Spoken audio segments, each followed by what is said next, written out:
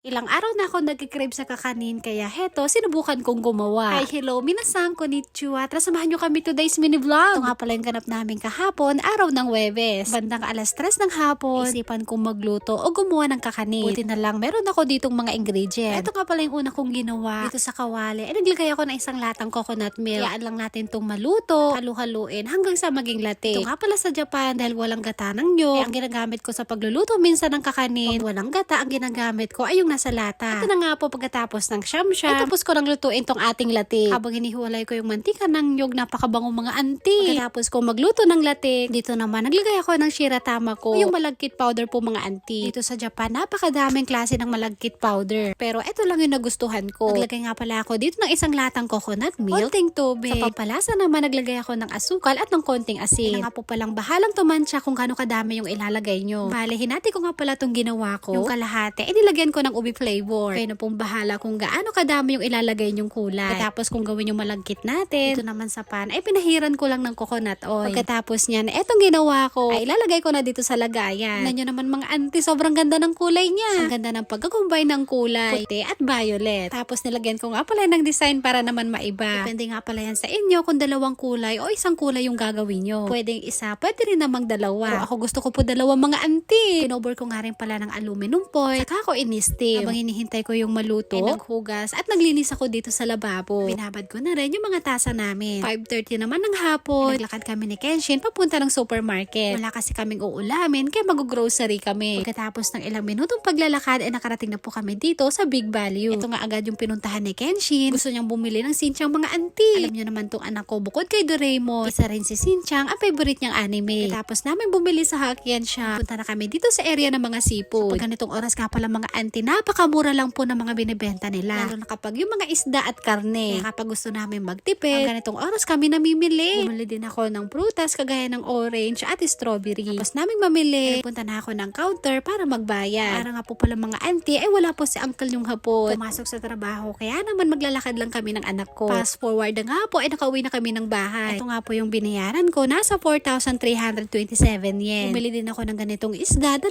piraso. Pulutuin, syempre lilinisan ko muna. Uncle yung hapon nga po pala mga auntie, ay hindi po yan mahilig sa mga pritong isda. Aniwan sa niluto kong isda ay grill. Kaya naman simmer o yung pinakuluan lang. Ito nga yung naisipan kong luto dun sa isda na nabili namin. Palasa, naglagay lang ako ng toyo, mirin, asukal, tubig, luya, at saka konting mensuyo. Tapos kung matimplahan, ay nilagay ko na tong isda. Takpan ko lang at hahayaan kong maluto. Yung kabilang side ng isda para magkaroon ng lasa, ay binabaliktad ko po mga auntie. Habang niluto ko yung isda, ay gagawa naman ako ng salad. Kanina, bumili nga pala ako ng isang pirasong avocado. Alam niyo naman po mga auntie, kapag dinner, dapat palagi may kasamang gulay. Para healthy po si uncle yung hapon. Dahil gutom na tong si auntie nyo, kaya nagpapak na ako dito ng konting avocado. Tapos sinasawsaw ko sa asukal. Kapit ang maluto tong aking nitsuke, sa ibabaw ay naglagay ako ng negi at nira. Tapos na nga rin pala ako dito magluto. Na ulam ni Kenshin na manok. Tapos kung magluto, ay tinawag ko na rin si Kenshin para makakain na siya. Itong manok para to kay Kenshin. Isdang niluto ko naman ay para sa aming dalawa ni uncle yung hapon. Nakatuwa naman tong anak ko dahil napakahilig niya sa gulay. Pero may isang gulay ang hindi niya kinakain, yun yung kamatis.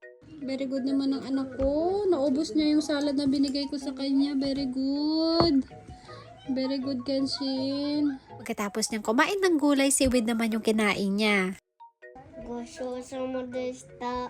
Hi. Pagkatapos naman kumain ng anak ko, dahil hindi ko na mahintay si uncle yung hapon, nagkain na ako at para makain na. Ito nga pala yung niluto kong isda. Minasang itadakimasu. Uncle yung hapon nga po pala ay kakauwi lang galing ng trabaho. Habang kumakain ako dito, ay nasa ofuro siya o nagbabatab. Ito na nga po, pagkatapos maligo na uncle yung hapon, ay pinaghain ko na rin siya. Fast forward, pasado alas 10, sinek ko na yung in-steam kong kalamay. So, sa ibabaw, ay pinahiran ko ulit ng coconut oil. Gusto ko kasi kapag kinakain ko to, naamoy ko yung nyog. Alam niyo po mga auntie, first time ko lang po itong lutuin. Nagaya ko lang din ito dun sa napanood ko. Kung titignan, ay mukha siyang sapin-sapin. Pero ang tawag dito ay kalamay lansong. Alala ko dati, dun sa probinsya namin, yung pestang patay yung nanay ko ay napakahilig magluto ng kalamay. Pero hindi po ganitong version yung ginagawa niya. Nilalagay niya sa plastic yung malagkit, sa kanya pinapakuluan sa tubig. Nanay ko lang din po natikman yung napakasarap na kalamay. Nung namatay si nanay, ay hindi na ako nakatikim ng kalamay. Ito nga po mga auntie, pagkatapos ng ilang taon, ay ngayon na lang po ulit ako nakatikim. Katuwa dahil gawa ginagawa ko pa mismo mga auntie. Para siguradong lutong-luto. Bale, in-steam ko nga pala to ng mahigit 1 oras. Fast forward, kinabukasan na nga po to mga auntie. Dahil malamig na, kaya ipapainit ko muna gamit yung oven. Dahil titikman daw po ni uncle yung hapon. Kanina, eto rin yung umagahan ko. Naran ko ng mainit na tsaa. Feeling satisfied na naman si auntie. Sa akin na first time lang gumawa nito. Perfect na perfect, hindi siya masyadong matamis. Tapos kung mapainit, ay binigay ko na po kay uncle yung hapon. Tinikman din ni Kenshin. At nagustuhan niya po mga auntie. Sa lugar niyo po ba mga auntie? Ano tawag niyo po dito sa ginawa kong kakanin? So yun lang po, maraming salamat sa panonood. Thank you for watching. Sayonara and じゃあね、バイバイ。みんな、よろしくね。